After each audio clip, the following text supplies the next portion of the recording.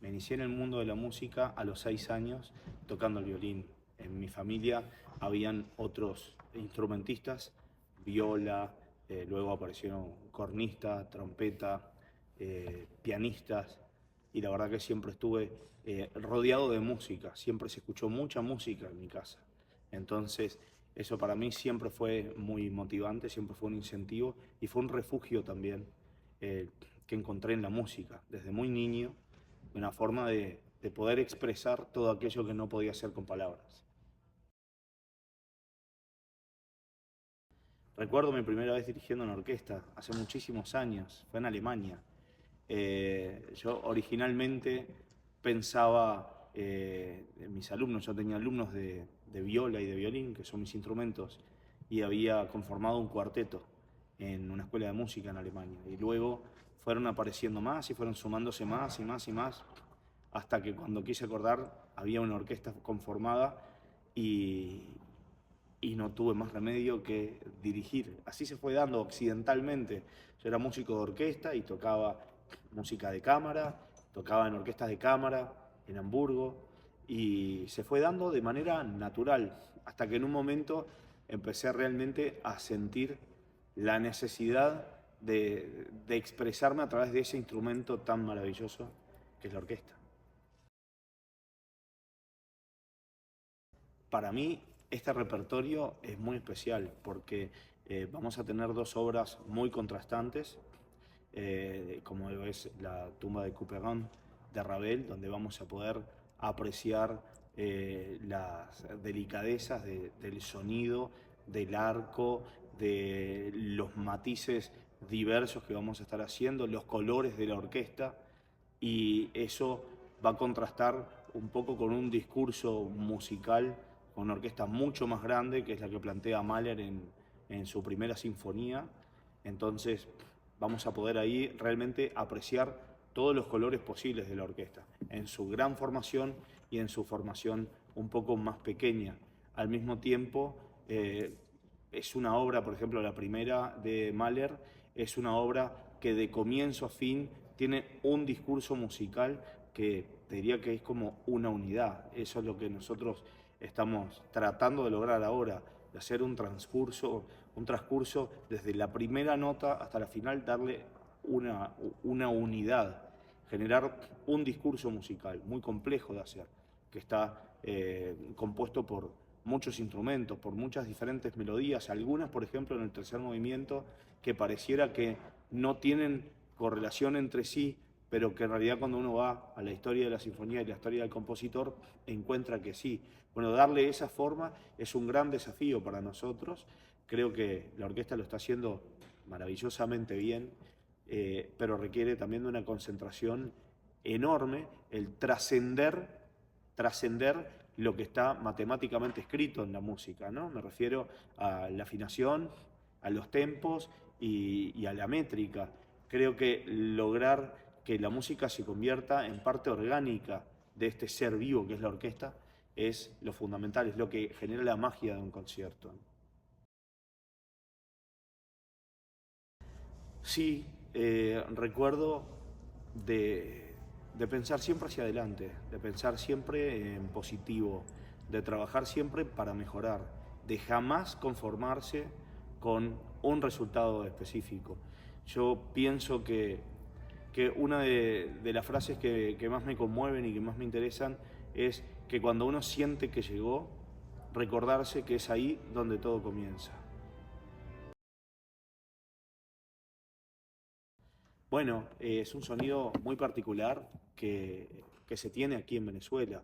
O sea, a mí me parece fenomenal y es una sonoridad que me recuerda mucho a mi tiempo como músico en Alemania, de tener un sonido de la cuerda agarrado a la cuerda, oscuro, con gran cantidad de cerdas sobre la cuerda, con tensión y jamás sin densidad. Creo que es una sonoridad muy particular de las orquestas de aquí, particularmente esta semana que estamos trabajando con la Sinfónica Juan José Landaeta, en la que se puede percibir aparte un progreso permanente de la orquesta. Recuerdo que el año anterior hicimos la cuarta de Bruckner y ahora estamos haciendo una primera de Mahler y la verdad que se siente ya otra orquesta, o sea, el avance es permanente y eso me confirma lo que te decía anteriormente, de que es ahí donde todo comienza, o sea, siempre después del concierto es antes del concierto y siempre hay algo más que se puede mejorar. En la parte de la sonoridad orquestal, y bueno, la cuerda compone un porcentaje altísimo del sonido de una orquesta. Eh, esa, esa tensión sonora, esa conexión que logran del talón a la punta sin perder ni una milésima de sonido, eso es lo que describe para mí el sonido de las orquestas en Venezuela. Una interpretación extraordinaria es aquella que trasciende las fronteras de lo matemáticamente esperable. La música tiene mucho que ver con matemática. La música es ritmos, divisiones, es multiplicaciones, porque si te marcan negras pero hay que contar hasta 2 o hasta 4, estás multiplicando o estás dividiendo o estás haciendo específicamente, a ver, podés hacer un piano, podés hacer un forte, pero según lo que está tocando la orquesta, según la instrumentación, según la armonía y según el discurso musical, uno debe adaptar lo que está escrito. Y es esa adaptación la que nos convierte a nosotros en intérpretes. Si no, seríamos meros reproductores de lo que está escrito ahí. Que lo somos, sí, es cierto. Pero además, la diferencia entre la versión de un director, de un solista, de otro solista, es justamente eso, cómo en esa trascendencia del discurso musical que está escrito ahí, cómo lo lleva adelante, cómo lo hace audible. Esa creo que es la magia del concierto, investigar el texto y llevarlo a lugares inesperados y sobre todo generar expectativas y resolución en el público y en la propia orquesta. Ha sido de casi dependencia total, emocional. O sea, creo que es una orquesta que respeto mucho, que quiero mucho a sus maestros titulares y asociados que hacen un trabajo fenomenal, porque también hay que reconocer de que el trabajo no lo hace uno cuando viene de invitado. Esto es un trabajo de, de sedimentación de muchos años. Este año el sistema está cumpliendo 50 años. Entonces, creo que hay pocos lugares en el mundo donde la colaboración es tan grande y donde el reconocimiento hacia los que hacen otros trabajos o hacia los que hicieron o hacia los que están haciendo, pero en ese momento no están parados en el escenario. Creo que eso está permanentemente presente y eso es muy valioso porque eso lo convierte en una familia donde hay lugar para todos y para el aporte de todos. Y luego decantará lo que queda y lo que no según el efecto positivo o negativo que tenga, si funciona o si no funciona básicamente.